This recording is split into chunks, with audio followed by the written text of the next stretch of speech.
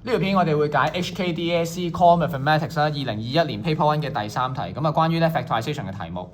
好啦 ，Part A 咧佢就問你啊，6x square 加 xy 減 2y square 要你 factorization。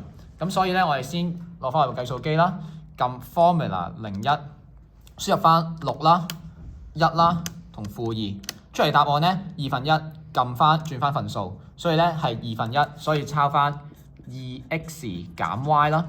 好，下一個答案。出嚟咧-0.666，唔使驚，撳翻份數，即係3x 加 2y。好，到 part B 咯喎，咁我睇一睇有咩分別先。後面咧就見到呢一 part 咧同 part A 好類似，但成咗個負號，而前邊咧係多咗個8x 減 4y。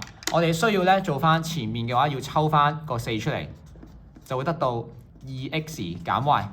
後面嘅話抄翻我哋嘅答案，不過俾個負號佢，2x 減 y。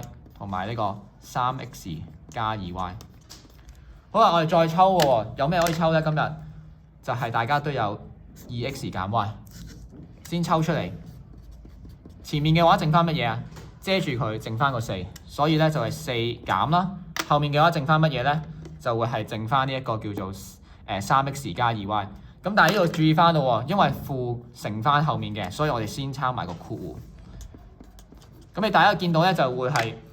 小心啲，有個負正得負嘅，所以你最後嘅答案咧就會係2x減 y 啦，同埋4減3x 減2y啦。